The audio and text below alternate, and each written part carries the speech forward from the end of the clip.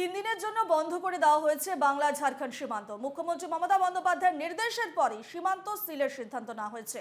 সীমান্ত সিল করায় আসানসোলের ১৯ নম্বর জাতীয় সড়কের ডুবুরডিহি চেকপোস্টে আটকে পণ্যবাহী ট্রাক। বেকায়দায় পড়েছেন চালকরা। উল্লেখ্য, ডিভিসি অনবরত জল ছাড়ায় বাংলার বিভিন্ন জেলায় বন্যা পরিস্থিতির সৃষ্টি হয়েছে। বন্যা কবলিত এলাকায় ডিভিসির বিরুদ্ধে ক্ষোভ উগরে দেন মুখ্যমন্ত্রী।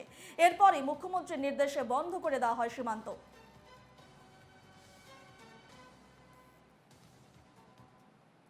প্রচুর অসুবিধায় আছি, খেতেও পাচ্ছি না। এই ব্রিজের এই পরে আছি, গাড়ি তো একটাও ছাড়ছে না, বলছে 3 দিন বন্ধ। এখানে গেছিলাম পুলিশের কাছে, দাদা কি হয়েছে বলছে বলতে পারছি না। কি লোড আছে গাড়িতে? গাড়িতে লোড আছে ময়দা। না স্যার, কিছুই জানি না, জানলে তো হোটেলে দাঁড়িয়ে যেতাম। এখানে পানি নাই, খাবার নাই, এই রোদে গরমে জানলে তো হোটেলে দাঁড়িয়ে যেতাম, কিন্তু এখানে কোনো উপায় নাই। এই তো ধানবাদ ময়দা মিল থেকে লোড করেছি, যাব কলকাতা। এটা ফেসে আছি চিরকুন্ডা মাইথন বর্ডারে। ওই কাল রাত থেকে